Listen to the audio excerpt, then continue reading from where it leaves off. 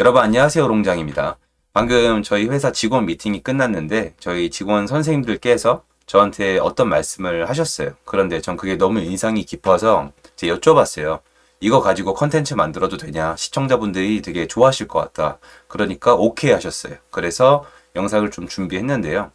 특별한 건 아니에요. 근데 이거는 저희가 정규 강의 기간마다 앞뒤로 한 달, 총 두 달에서 세 달 동안 시장을 뺑뺑이 돈다고 하거든요. 뺑뺑이 돌 때도 잘 돌아야 돼요. 잘 알고 그 상황으로 돌면서 지금 상황을 지켜보면서 저희 직원 선생님들이 제 인사이트를 이제 조금씩 닮아가시잖아요. 그게 성공의 보장은 아니지만요. 저 나름대로 노력하는 건데 그게 너무 좋고 이러이러한 걸 느낀다라고 말씀을 해주셨는데 그 내용을 저희 시청자 여러분도 아셔야 되는데 시청자 여러분들은 본업이 있으시니까 저희처럼 다닐 수가 없잖아요. 저는 이게 본업이거든요. 그러니까 당연히 시장이 안 좋으면 너무 힘든데 예를 들어 보면 어떤 게 있냐면요. 헬리오시티. 제가 요런 방송 꾸준히 했었잖아요.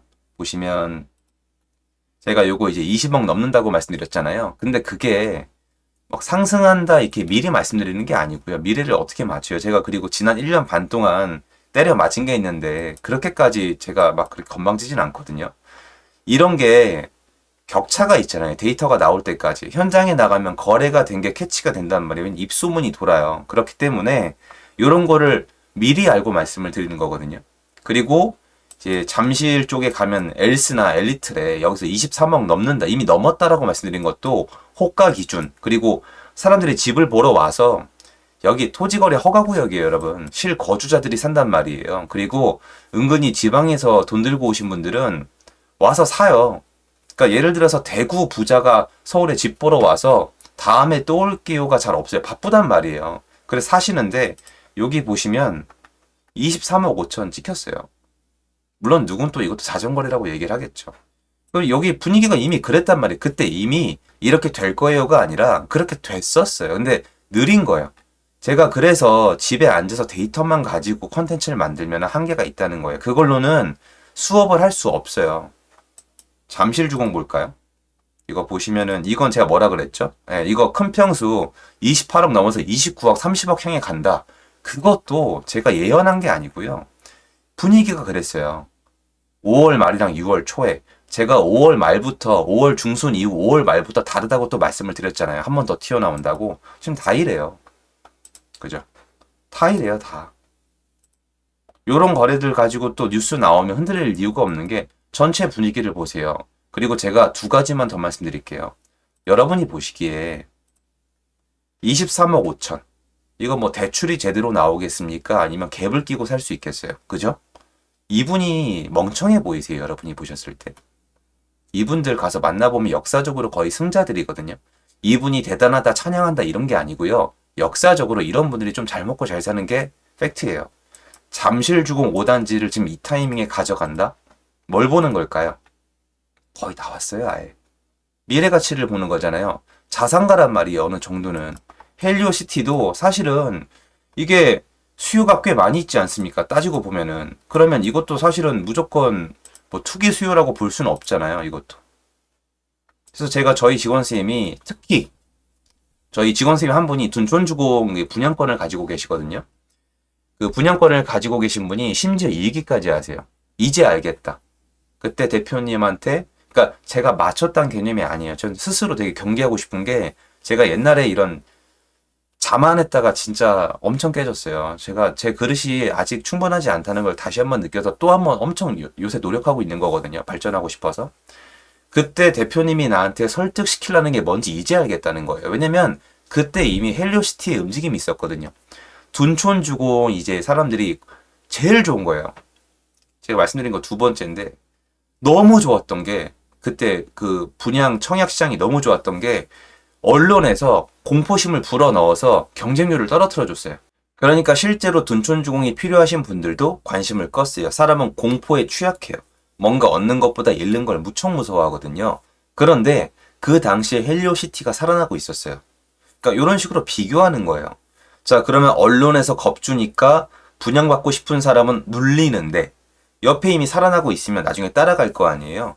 분양가가 13억이라고 알고 계신데 옵션 다 넣으면 13억 넘어서 14억 근처까지 갈 수도 있거든요. 동호수에 따라서. 지금 시세가 18억이 넘어요.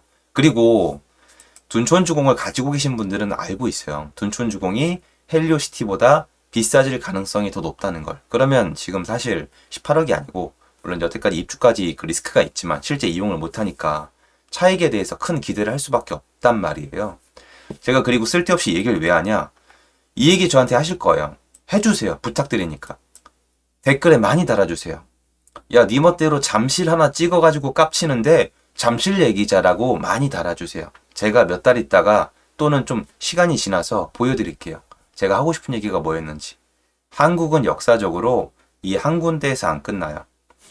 갑자기 잠실을 찬양하고 싶으세요? 잠실이니까. 잠실이기 때문에 잠실임으로 유일하게 가능한 이렇게 말씀하고 싶으세요? 잠실의 상승이 전국으로 퍼질까요? 안 퍼질까요? 이게 지난 22년도 폭락장이 왜 왔는지 파악을 하게 되면은 얘가 어떤 식으로 바뀔지를 유추가 가능합니다. 왜냐면 왜 떨어졌는지를 알아야지 어떻게 반등할지 알 수가 있거든요. 잠실에서 끝날 가능성은 높지 않아요. 이게 알게 모르게 눈에 안 보여서 그렇지 지금 전국적으로 분위기가 바뀌고 있거든요. 이것도 차차 말씀드릴 건데 제가 말씀드렸다시피 데이터가 나오기 전을 말씀드리는 거예요. 저는. 제가 이걸 언제까지 할 수 있을지 모르겠어요. 왜냐면 몸이 축이 나요. 돌아다니는 게 이제 힘든 거예요. 제가 봤을 때. 그리고 사람이 이게 중요한데 내가 아파트를 사러 가려면 가요. 동기부여가 되는 거예요. 근데 지금 내가 살 것도 아니고 팔 것도 아닌데 뱅뱅 돌아다니는 게 솔직히 재미가 없고 부동산 사장님도 사실 그렇게까지 대우를 안 해주시거든요. 말을 잘 하면 모르겠는데 그냥 보러 온 거잖아요. 그러니까 이런 것들을 취합해 봤을 때 많은 분들이 보세요. 제가 지금 현장에 나가서 확인하고 와야 말씀을 드리죠. 그럼 이제 이렇게 됐으니까 다음번엔 어떤 기회가 있다. 데이터, 통계 뭐 다 합쳐가지고 말씀을 드리잖아요. 근데 여러분들은 어떻게 되냐면 이게 실거래 신고가 다 된 다음에 일정 이상 퍼지고 통계가 나올 때까지 2달, 3달 걸리면 그 다음에 언론에서 얘기하게 되면 그때 움직이시거든요. 그러니까 지금 평균을 내서 넉넉히 드려도 한 3달은 느리세요. 여러분이 시장에서 3달 정도 느리고 있다고 생각을 해보세요. 답답하지 않아요? 그게 돈을 벌 수 있을지언정 기회를 놓치는 건 맞잖아요. 그런데 지금 또 다시 한번 이제 하락을 주장하시는 분들이 어마어마하게 활약을 하고 계세요. 저는 다시 한번 말씀드리지만 그분들이 밉다거나 이상하다는 말씀을 드리는 게 아니에요. 왜냐면 작년 시장 보셨잖아요. 모든 의견이 존중을 받는 게 맞긴 맞는데 제 생각엔 똑같은 거예요. 지금 기회가 많은데 기회를 못 잡도록 또 누르고 있는 거예요. 그런 시간 지나서 여러분 혹시 나중에 또 벼락과지란 단어가 또 나오면 어떡해요? 지금은 이 난리 치고 있죠. 영끌 하고 있죠. 제가 하고 싶은 얘기는 이거랍니다. 잠실 S가 있어요. 이때 19억대, 19억대도 아니에요 여러분. 18억 후반대 있었어요. 18억 중반대까지 있었어요. 지금 19억에 잡았으면 얼마예요? 19억에 잡았으면 한 4억 오른 거거든요. 동호수 따졌을 때. 4억 오른 거예요 여러분. 4억. 그럼 19억대 영끌한 사람은 뭐라고 표현하실 거예요? 영끌이 무조건 나쁘다고요? 영끌을 한 사람 중에 실패한 사람의 포인트를 맞추시는 거잖아요. 영끌이 뭐예요? 베팅하는 거잖아요. 실패하는 사람이 당연히 나오죠. 그런데 초점이 어디 가 있냐의 차이 아니에요? 그래서 제가 늘 말씀드리지만 그게 너무 꺼림직스러우면 도전을 안 하는 초이스가 봐. 이거는 초이스예요 그냥. 안 하면 돼요. 그래서 저는 늘 말씀드리지만 선택의 영역이고 이 다음 시장이 또 있어요. 그런데 여러분이 아마 이거는 잊고 계실 거예요. 여기서 집을 사신 분들이 계세요. 계세요 여러분. 내려보면은 계세요. 볼까요? 이건 뭐 직거래니까 필요가 없고요. 제가 이제 잠실에 대해서 이제 외치기 시작한 게 작년 말이잖아요, 이미.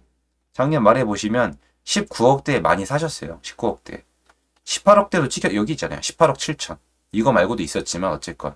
그럼 19억에 동호수 괜찮은 거 사신 분들은 지금 극단적인 예를 들면 안 돼요. 23억 5천은 아니고 23억이니까 4억 정도 오른 건데 그분들은 어떻게 설명하시겠어요? 그러니까 여러분도 인정하시잖아요. 도전한 사람 중에 여러분 10사람 도전해서 10사람이 다 성공한다? 이건 여러분이 원하는 성공이 아니에요. 10사람이 일을 하면 10사람이 월급을 받죠. 월급이 만족스럽지 않으신 거잖아요. 여러분이 원하는 결과물은 10사람 중에 한두 명밖에 못 가져가는데 부동산은 사실 퍼센테이지가 더 높아요. 그런데 여러분 초점은 어디가 있으세요? 영끌에서 실패한 사람에 가 있으시잖아요. 그러면 당연히 안 하게 되어 있습니다. 그걸 제가 감히 뭐라고 하는 게 아닌데 제 말은 좋은 결과를 가져가시는 분들이 퍼센테이지적으로 대단히 많지는 않지만 있다라고 말씀드리고 싶은 거예요. 제가 헛소리 같지만 미리 말씀드릴까요? 자, 잠실 아파트를 19억에 가져갔어요. 잠실이 나중에 29억 안 갈 것 같아요. 잠실 아파트가 나중에 29억, 30억 안 갈 것 같다고요? 정신병 같이 들리세요? 내기하실래요? 가나 안 가나? 화폐 가치가 그렇게 높아 보이세요? 저는 생각의 차이라고 생각을 해요. 그런데 당연히 조심해서 해야죠. 리스크가 있으니까. 하지만 오늘도 딱 봤을 때 데이터보다 앞설 수 있는 방법이 있다는 걸 보여드리고 싶은 거예요. 그리고 통계를, 역사를 봤을 때 이렇게 한 지역이나 특정 지역을 보고 이게 퍼질지 안 퍼질지 파악할 수 있는 건 제일 중요한 자료가 역사인 것 같아요. 역사를 파악해보고 앞으로의 시장을 유출을 하고 거기에 맞게 내가 베팅하고 기다리는 거. 이게 투자가 아닐까? 전 이 생각이 듭니다. 그래서 오늘도 한번 회의 끝난 김에 직원분들이 이거를 되게 동의를 이제 많이 하시더라고요. 그래서 다닐 때 더 열심히 다니시는 것 같아요. 자기 물건도 찾을 겸. 그래서 그거를 많이 느껴서 잊기 전에 영상 남기고 싶었습니다. 도움됐으면 좋겠습니다. 감사합니다.